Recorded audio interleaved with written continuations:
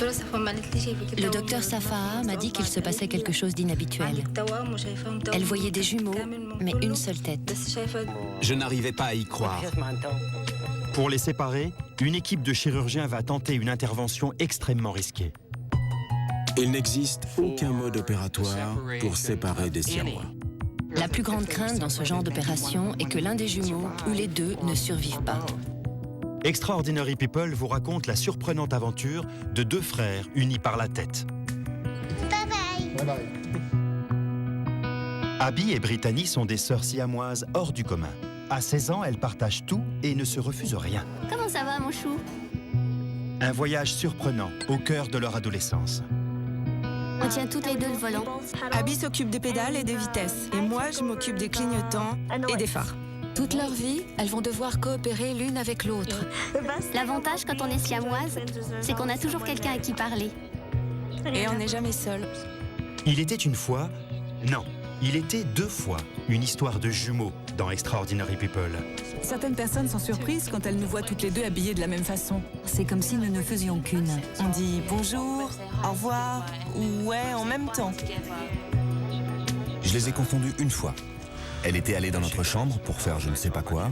Je suis passé, je lui ai ploté les fesses. C'était gênant. Le plus important pour nous, c'était d'être de nouveau identiques. Je ne veux pas que ma sœur soit mieux que moi. Jumeaux à l'extrême, un voyage extraordinaire au pays des doubles. On se dit tout. On sait que ça restera entre nous. C'est ça, être jumeaux.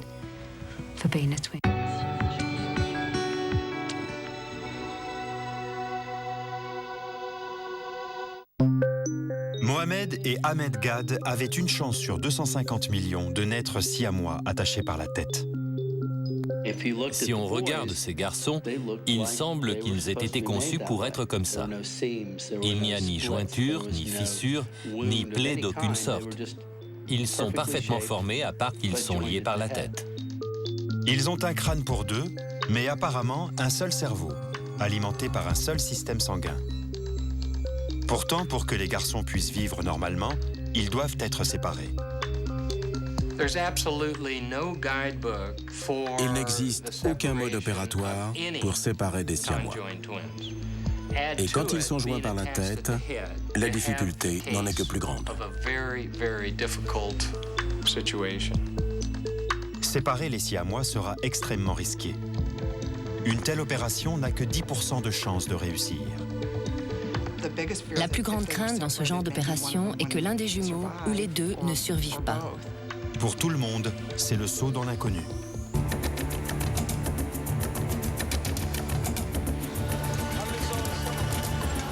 Kus est une ville située à 645 km au sud du Caire, où l'effervescence et l'animation font oublier les rudesses du quotidien. C'est dans cet hôpital à chambre unique, sinistre et surpeuplé, que Sarah Ibrahim est venue passer une échographie début 2001.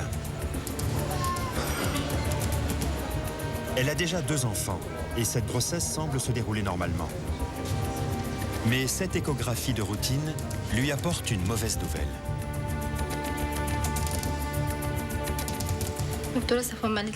Le docteur Safaha m'a dit qu'il se passait quelque chose d'inhabituel. Elle voyait des jumeaux, mais une seule tête. Incrédule, le mari de Saba demande d'autres avis médicaux en espérant de meilleures nouvelles. Mais tous les examens sont formels. Les jumeaux sont siamois par la tête. Je n'arrivais pas à y croire. Je me disais, ce n'est pas possible. Ma femme va accoucher et les jumeaux seront normaux.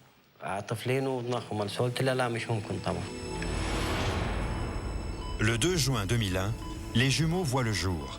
Et comme les échographies le laissaient craindre, ils sont siamois. Mais même le personnel médical est choqué par l'apparence des jumeaux. Il ressemblait à une pieuvre. Tous ses bras et toutes ses jambes et seulement une tête. Mon cœur s'est arrêté. Les 2 frères siamois souffrent d'une malformation appelée craniopagus. Environ 40% des siamois sont morts-nés et un tiers d'entre eux meurent dans les 24 heures qui suivent leur naissance. Les chances de survie des jumeaux sont donc très minces. Le docteur Safaha est venu me dire que dans ce genre de cas, la durée de vie était très courte. J'ai pris les deux enfants à part dans une pièce et j'ai attendu que quelque chose se produise, qu'ils vivent ou qu'ils meurent. Je suis resté comme ça pendant 5 heures. Et quand ils ont commencé à bouger, j'ai vu que la vie reprenait le dessus, normalement.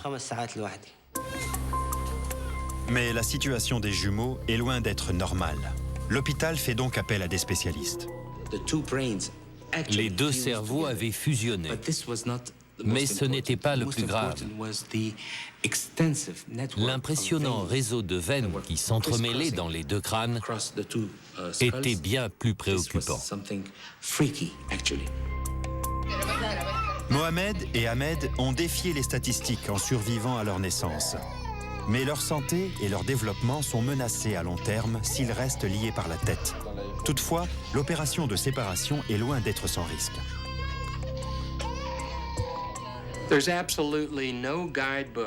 Il n'existe aucun mode opératoire pour séparer des siamois.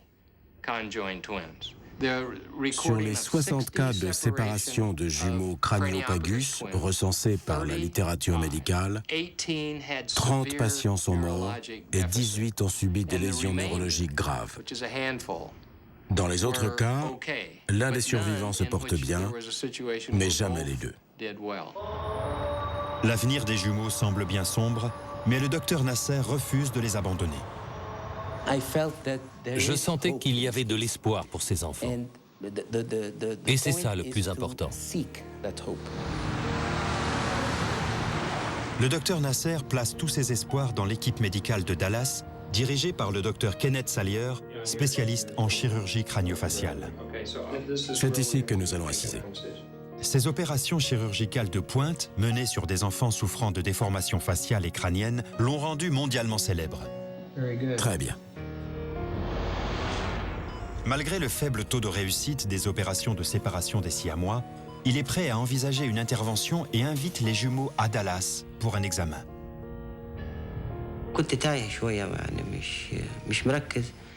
J'étais perdu à cette époque. Mes pensées s'entrechoquaient. Je ne savais pas quelle décision prendre. Peut-être que je me trompe, peut-être pas. J'étais perdu.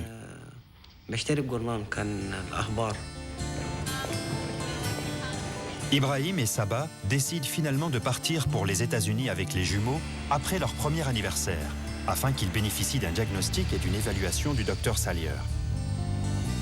Leur avenir est désormais entre ses mains.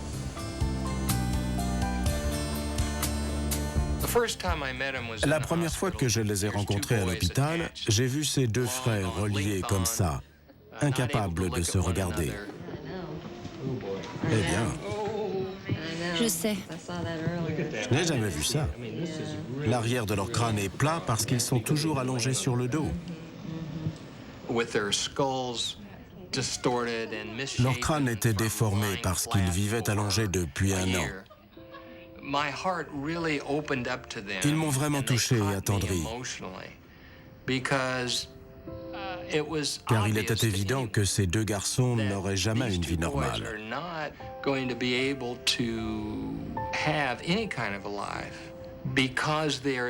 Comme ils étaient reliés par la tête, leur mobilité était nulle et leur chance de survie très réduite. Le docteur Kenneth Salyer et son équipe n'entreprendront pas cette intervention avant d'avoir effectué des examens importants qui peuvent prendre des années. Les chances de survie des jumeaux sans intervention sont faibles. Mais ce type d'opération réussit rarement. D'après les précédents, je savais que la probabilité que ce type d'opération réussisse était malheureusement très faible, moins de 10%, et ce dans tous les cas de séparation de siamois, y compris celui-ci. Mais je savais aussi que nous avions l'une des meilleures équipes du monde, et que si quelqu'un devait réussir, ce serait nous. Mais le problème était là, la difficulté était là. Comment passer de là à là ? La première étape consiste à regarder ce qui se passe à l'intérieur du crâne des jumeaux. Les radios montrent qu'ils ont un cerveau chacun, mais des examens plus poussés révèlent un réseau entrelacé de veines et de vaisseaux qui devront être démêlés pendant l'opération. Le sang irrigue notre cerveau grâce à de grosses veines appelées sinus. L'une d'entre elles circule du milieu jusqu'au sommet du crâne. Dans le cas présent, les deux cerveaux ne disposent que d'une seule grosse veine d'irrigation. En fait, Mohamed utilise celle de son frère. Pour que Mohamed survive, il faudrait que la veine d'Ahmed soit divisée. Non seulement l'opération s'annonce de plus en plus compliquée, mais surtout, elle risque de mettre la vie de Mohamed en danger. Alors qu'on se demandait comment mettre en place un réseau veineux qui puisse irriguer le cerveau, on s'est rendu compte que Mohamed n'y survivrait pas. La séparation des garçons était donc impossible. Il était hors de question de faire ça. L'éthique d'un médecin est d'abord de ne causer aucun mal à son patient. Le concept de séparation est donc en contradiction avec cette exigence à partir du moment où cette opération implique de sacrifier l'un des jumeaux pour permettre la survie de l'autre. Moi, en tout cas, j'étais contre. Ibrahim fonde tous ses espoirs sur le docteur Salier et son équipe, mais la séparation de ses fils lui semble bien loin. Pour l'instant, il se concentre sur les exercices de rééducation qui doivent aider les jumeaux à renforcer leurs muscles et améliorer leur mobilité, alors qu'ils viennent de passer leur première année de vie sur le dos. Nous avons utilisé un gros ballon pour pouvoir les faire marcher. On les a installés sur la balle pour que chacun d'eux puisse poser les pieds par terre. On a ensuite utilisé les mouvements de la balle pour donner de l'impulsion à leurs muscles. De cette manière, ils pouvaient les renforcer en se tenant droit. Plus les garçons grandissent et gagnent en force, plus leur caractère se dessine. Ahmed était le plus calme. C'était une bonne patte. Mohamed, c'était de la dynamite, toujours en train de bouger. Il voulait toujours se retourner, marcher, jouer. Il était tout le temps dans l'action. Ahmed était comme l'encre qui le maintenait en place. Ils se canalisaient l'un l'autre. Ce que je craignais le plus quand ils étaient petits, c'était que Mohamed se retourne brusquement et qu'il blesse Ahmed à la nuque, ou que le cou de l'un des deux se torde. Ça faisait un peu peur de les voir bouger comme ça. Tandis que les garçons découvrent le plaisir de bouger, les scanners et les résultats d'analyse sont scrupuleusement étudiés par les chirurgiens, afin de résoudre tous les problèmes inhérents à la séparation. L'une des choses dont je me souviens le plus, c'est l'angoisse, l'acharnement et toutes les hésitations qui vont avec. Oui, on va le faire. Non, on ne peut pas le faire. Ça a été ça pendant 8 mois, pour finalement arriver à la conclusion qu'on allait tenter le coup. Le docteur Salier et son équipe sont peut-être prêts à opérer, mais les autorités religieuses d'Égypte se demandent si l'intervention prévue pour séparer les garçons est autorisée par l'islam. J'ai rencontré les plus hautes autorités religieuses d'Égypte.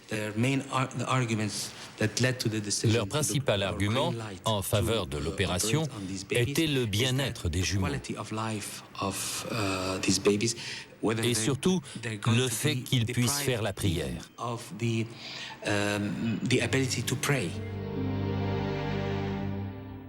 Mais la décision finale appartient au père des jumeaux, Ibrahim. Il doit faire face à un véritable dilemme. Ne pas faire opérer ses fils et les laisser vivre une existence sans doute très courte, ou autoriser l'opération et mettre leur vie en danger.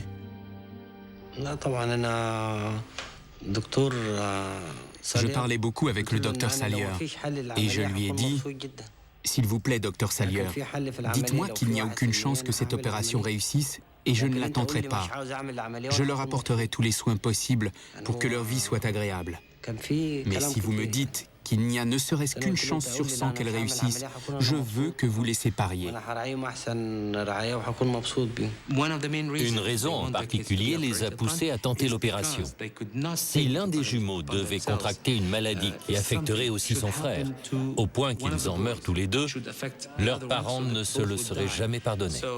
Ils voulaient éviter de se poser un jour la question « Que se serait-il passé s'ils avaient été opérés ?» Après une année d'examen et d'inquiétude, Ibrahim décide finalement de donner à Mohamed et Ahmed la chance d'être séparés. Après avoir signé les décharges de rigueur, il doit faire face aux journalistes du monde entier. J'aimerais d'abord remercier le docteur Salier. J'ai toujours rêvé d'une vie normale pour mes enfants, qu'ils puissent occuper une place dans la société comme des individus normaux. Maintenant que la décision est prise, il est temps de franchir les étapes qui mènent à l'opération. La grosse difficulté sera de ressouder les crânes des garçons une fois séparés. En effet, quand les crânes seront désolidarisés, leurs cerveaux seront exposés et vulnérables aux infections. Dans la majorité des cas, les patients ne meurent pas en salle d'opération, mais plus tard à cause des risques d'infection. Les cerveaux seront séparés et la membrane qui les protège reconstruite. Mais s'il n'y a pas assez de peau pour les protéger contre la méningite, ils risquent de tomber malades et de mourir. Mais il existe une solution à ce problème. Des extenseurs de peau. On les fabrique en insérant des ballons de silicone remplis progressivement de fluide pour étirer la peau. Quand j'ai tenté de leur injecter le fluide, ils ne se sont pas laissés faire. Ils m'en ont voulu pendant un bon moment. Malgré la douleur, les jumeaux connaissent quand même des instants de joie. Happy birthday to Ahmed. Happy birthday to Ahmed. Happy birthday to you. Alors que Mohamed et Ahmed fêtent leur 2e anniversaire, tout le personnel de Dallas espère qu'ils seront séparés pour le prochain. Le docteur Salier fait maintenant appel à des modélistes dont les compétences lui sont indispensables pour mener une telle opération à bien.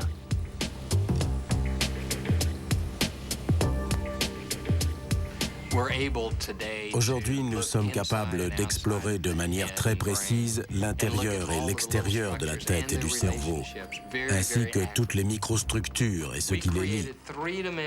Nous avons reproduit le corps des 2 garçons en 3 dimensions, afin de pouvoir faire des dissections anatomiques.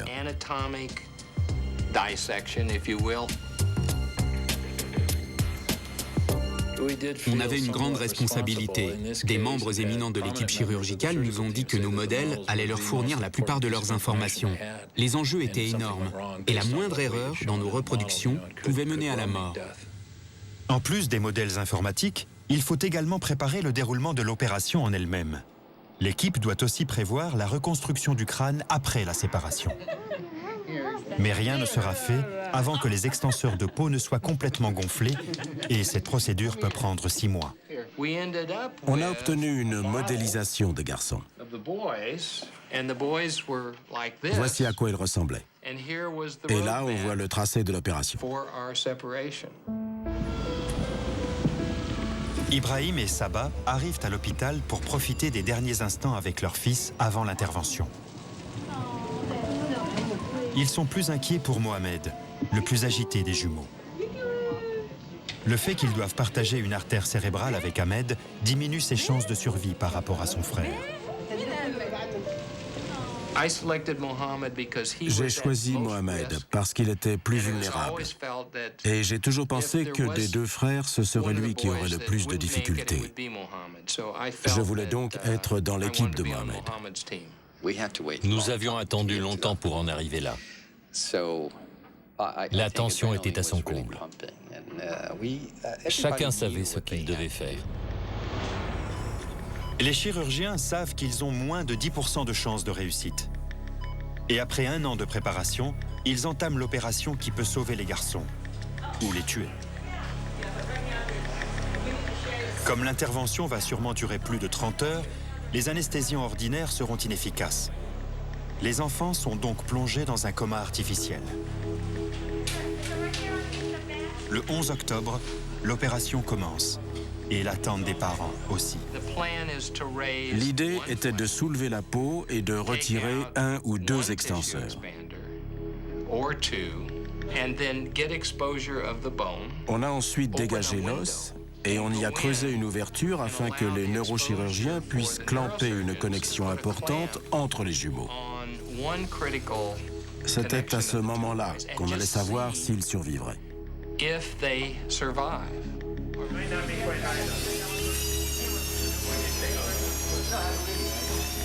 La veine d'irrigation doit ensuite être divisée pour que les jumeaux aient une chance de survie.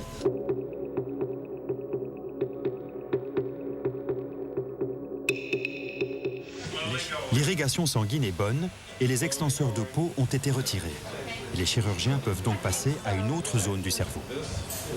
Nous nous sommes alors concentrés sur l'arrière de la tête. Nous avons ouvert, puis travaillé pendant plusieurs heures avant de retourner les jumeaux pour passer à la deuxième étape. Nous avons renouvelé l'opération, nous avons ouvert et recommencé le processus de séparation.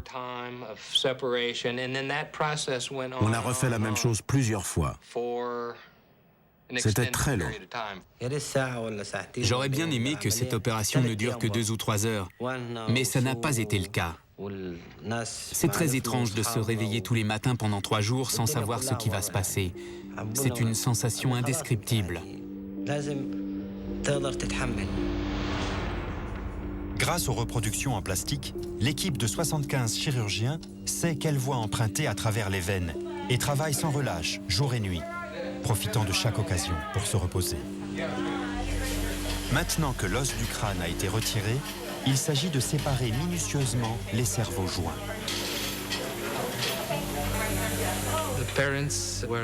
Les parents étaient dans de très bonnes dispositions. C'était étrange.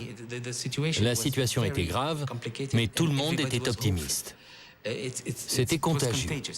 Vous savez, l'espoir est contagieux. Personne ne sait réellement quels peuvent être les dégâts occasionnés par une telle incision dans le cerveau. Mais l'équipe n'a pas le choix. Silence!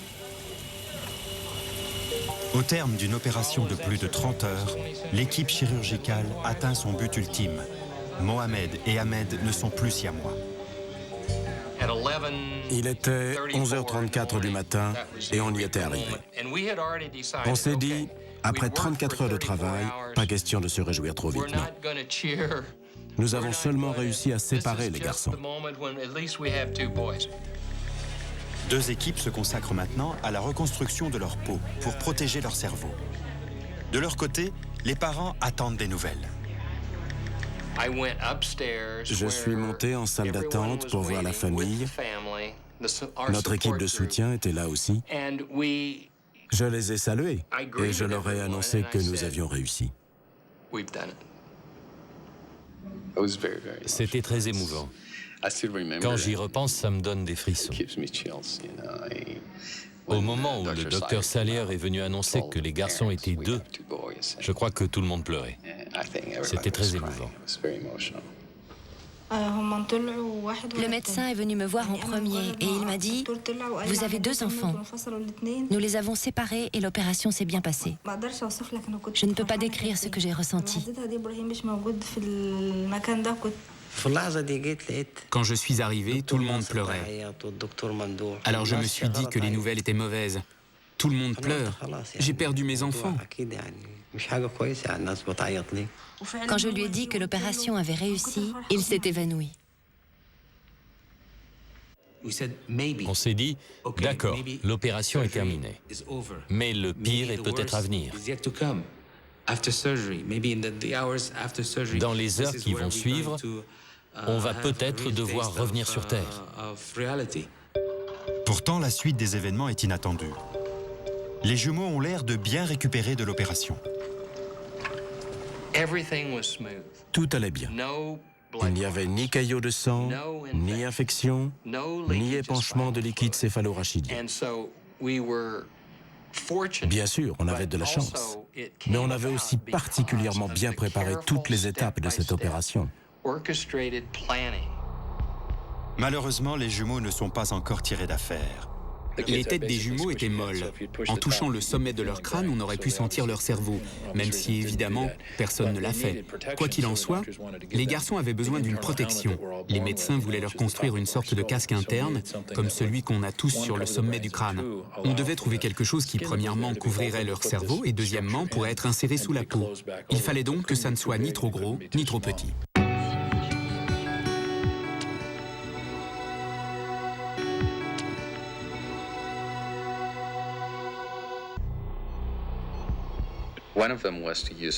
Nous avons envisagé de mettre en place une structure résorbable. Cette idée est inspirée des dômes géodésiques. Ces dômes sont constitués de triangles qui se soutiennent par opposition de leurs forces. On peut même construire des stades sur ce principe. Les structures géodésiques ont été conçues pour épouser parfaitement ce qu'il reste de souches osseuses dans les crânes des jumeaux. Des fragments d'os prélevés pendant l'opération seront fixés à l'intérieur des triangles. Les chirurgiens espèrent qu'en poussant sur cette structure, les fragments d'os se rejoindront et formeront une nouvelle calotte osseuse.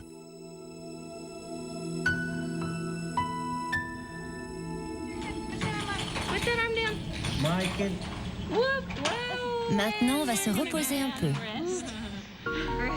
Même si l'opération est un succès, ses effets se font clairement sentir sur la santé des jumeaux. La convalescence sera longue et les garçons devront s'habituer à vivre séparés. Ça fait du bien de pouvoir s'occuper d'un des deux enfants sans avoir le sentiment de délaisser l'autre, qui forcément était juste à côté.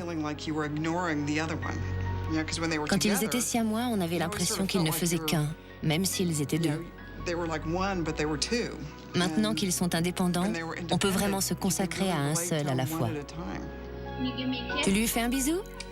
Merci. Oui, un bisou. Comme ils deviennent plus forts et plus mobiles, Mohamed et Ahmed doivent porter des casques pour protéger leur nouveau crâne. Comme ça, voilà. Pour garder la tête bien en place. Ce détail est très important alors qu'ils entament leur première séance de rééducation depuis leur séparation. Maintenant qu'ils étaient séparés, il fallait vraiment tirer profit de la rééducation qu'on avait faite avant pour s'assurer qu'ils seraient indépendants par la suite. Il fallait les faire marcher. En fait, il fallait d'abord les faire ramper, puis marcher, se lever, etc. Comment ça va? Je vais bien.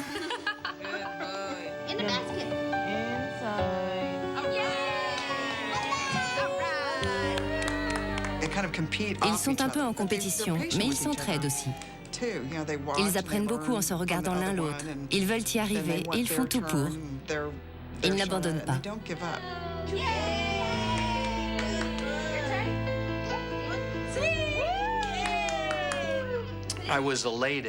J'étais aux anges de voir ces deux petits séparés. Après leur convalescence, ils riaient, ils jouaient, et ils étaient très réactifs avec nous. Quelle surprise! Comment ça va? Top là, Ahmed. Top là. Comment tu vas?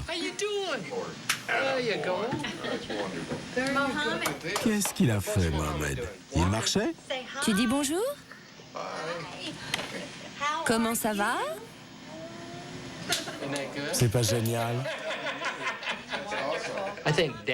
Au plus profond de moi, je me disais, oui, notre équipe a accompli un exploit.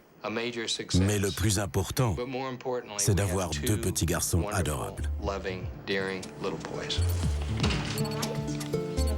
Les jumeaux gagnent en force et en confiance. Ils mettent tout leur cœur dans leur rééducation. Leur détermination porte ses fruits et fait la fierté de leurs parents. Bye bye. C'est incroyable de voir Mohamed marcher et Ahmed se déplacer en déambulateur. Incroyable. En les voyant comme ça, on se dit que ça en valait la peine.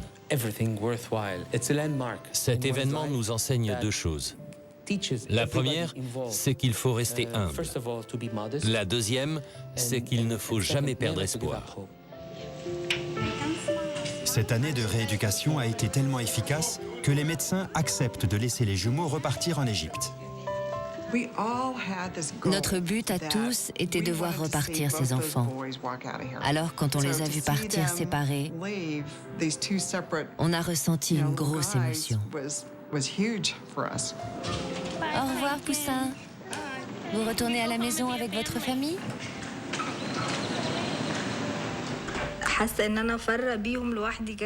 Tout ce que je voulais, c'était retourner en Égypte aussi vite que possible.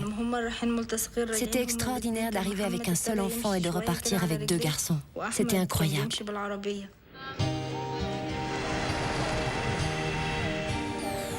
Quand ils ont quitté l'Égypte, les garçons étaient joints par la tête. Maintenant, Mohamed et Ahmed reviennent séparés. Ils sont enfin chez eux.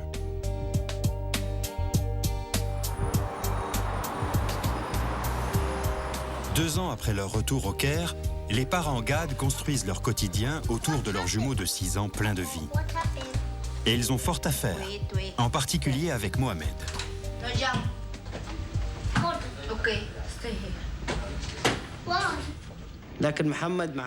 Mohamed est très turbulent, mais je ne peux pas le gronder. À chaque fois qu'il fait une bêtise, il vient me faire un bisou et je lui pardonne. Avec Ahmed, c'est plus facile. Il est plus calme. Les garçons ont commencé à apprendre l'anglais quand ils étaient à Dallas. Et de retour en Égypte, ils sont allés dans une école anglaise.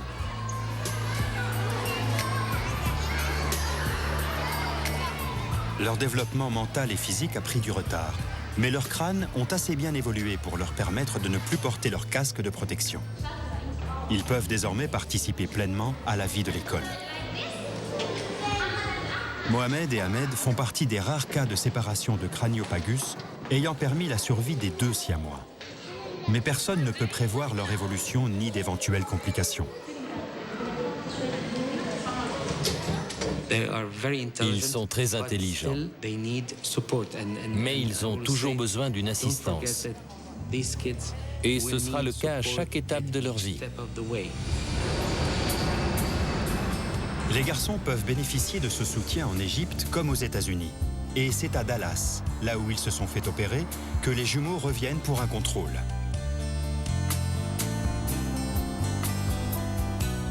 Les centaines d'analyses qu'ils ont subies au cours de leur courte vie leur ont permis de faire des rencontres. C'est une joie immense de voir ces enfants courir ici en disant « Bonjour, Dr Salière ». Ça me rend vraiment très heureux. Je suis vraiment ravi de voir qu'après tout ce qu'ils ont traversé, ces garçons progressent, se développent et vivent leur propre vie. Bonjour les enfants, ça va? Et toi, ça va? Bien. Tu as l'air en pleine forme, je suis très impressionné. Impressionné? Et comment va la tête? Bien. Bien?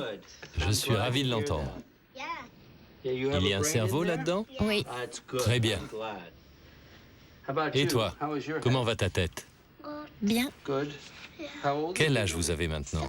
6 mois. 6 mois? Oui. Vraiment?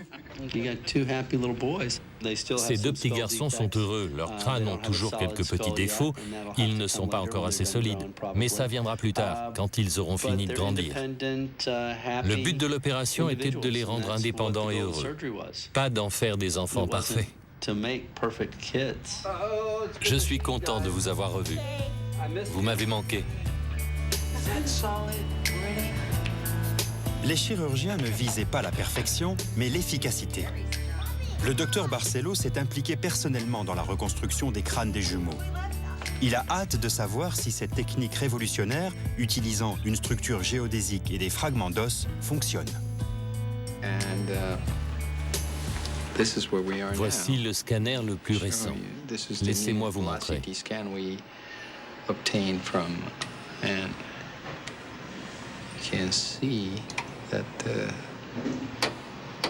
On voit que l'os s'est développé sur le dôme géodésique. Toute cette zone, c'est de l'os nouvellement formé. C'est très intéressant de reconstruire un crâne grâce à la biotechnologie. Maintenant, ils ont un nouveau crâne. Même si leur crâne se développe correctement, leur motricité est très limitée. Sally Fryer faisait partie de l'équipe de kinésithérapeutes qui s'occupait des jumeaux quand ils sont venus à Dallas, il y a 5 ans. Quand ils sont revenus, c'était comme si je revoyais de vieux amis. Ils se souvenaient de tout depuis tout ce temps. C'était comme s'ils faisaient partie de la famille. Mais il ne s'agit pas seulement de retrouver de vieux amis pour les jumeaux. Ils sont là pour que des experts puissent évaluer leurs progrès physiques et mentaux et l'éventualité de procédures complémentaires. On a fait des exercices quotidiens de développement, de coordination et de renforcement musculaire. On s'est particulièrement concentré sur la mobilité, la coordination et l'équilibre d'Ahmed. Le côté droit de Mohamed ne fonctionne pas très bien, sa main gauche non plus. Tu peux la pousser avec les 2 mains? Cette main aussi. Les mouvements des jumeaux ne sont pas coordonnés et leur vision est très restreinte. Ceci est en partie dû à la perte de fragments de cortex moteur au cours de l'opération. Le cortex moteur est une zone clé du cerveau qui commande la mobilité. Bien que cette zone soit endommagée chez les jumeaux, ils n'abandonnent pas l'exercice. Vous voyez, grâce à cette technique, il fait travailler des fonctionnalités qu'il n'a encore jamais utilisées.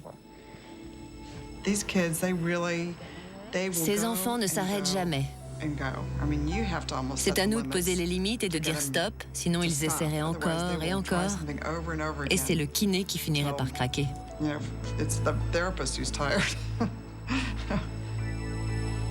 Les jumeaux sont très volontaires, mais quelle que soit leur détermination, leur mobilité ne sera jamais complète si leur cortex moteur reste endommagé. Les médecins espèrent que leurs cerveaux se régénéreront, mais il est difficile de faire un pronostic sur ce sujet. Seuls les scanners et les examens peuvent révéler si une récupération complète de la mobilité est envisageable.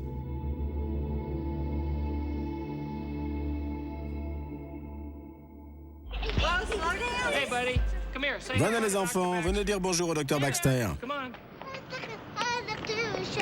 Bonjour, ça va bien? Tu t'amuses bien? C'est rigolo, hein? Le docteur Salyer a emmené les jumeaux à Phoenix en Arizona, afin qu'ils subissent des analyses approfondies qui détermineront si leurs handicaps physiques sont réversibles. Nous avons fait ce voyage pour avoir un pronostic. Est-il possible que les garçons améliorent leurs capacités motrices? Les premiers exercices vont permettre de juger de leurs facultés motrices dans un environnement normal. Donc quand tu verras ça, on fera ça, d'accord? Regarde, tu vois? Ils reproduiront ensuite ces mouvements pendant les IRM afin de voir comment fonctionne leur cerveau.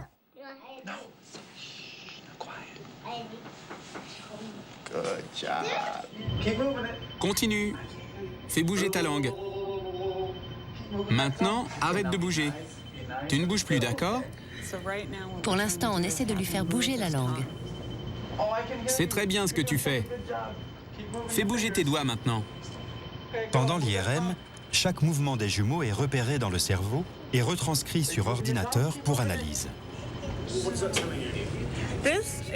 Voici un cliché des mouvements de la substance blanche dans le cerveau. Ils sont codés en couleurs selon les 3 différentes directions qu'ils prennent.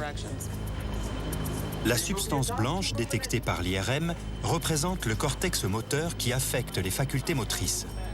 Si elle se régénère et se propage sur toute la longueur du cerveau, les garçons ont une chance de récupérer une motricité totale. C'est le moment de vérité.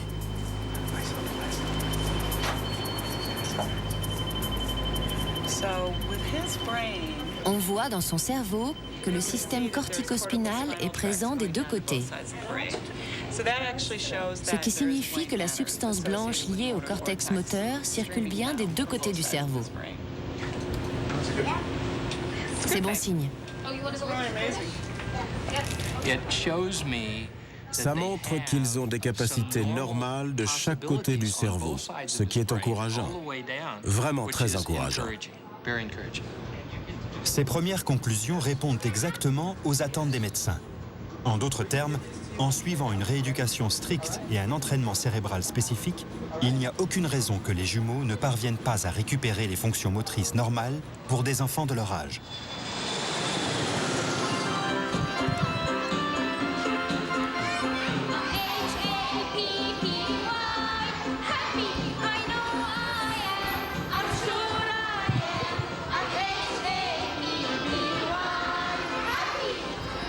Quoi que l'avenir leur réserve, ces deux enfants extraordinaires ont maintenant l'opportunité de vivre des vies indépendantes. Grâce aux efforts d'une équipe chirurgicale et d'un homme en particulier, dévoué à leur bien-être. Je suis très fière d'eux. Je suis tellement heureuse que l'on m'ait donné cette chance. Je suis fière d'eux, oui, mais je veux qu'ils soient fiers d'eux aussi un jour prochain. On ne doit pas s'investir émotionnellement avec nos patients. C'est ce qu'on nous apprend. Mais avec ces deux garçons, c'est impossible. Ils sont touchants. Avec eux, la vie prend tout son sens. Ils ont dépassé toutes nos attentes. Ce sont des enfants miracles. Je suis très honoré de connaître quelqu'un comme le Dr Salier. Il n'a pas traité mes enfants comme un simple cas médical, mais comme ses propres enfants. Ce que je retire de cette expérience, c'est le défi de réaliser quelque chose de quasiment impossible, mais aussi la récompense d'un sourire. Même s'il y a parfois eu des larmes, nous avons pu donner à ces garçons l'opportunité de vivre. Grâce à la chirurgie réparatrice, ils pourront mener une vie normale. C'est tout ce qui compte.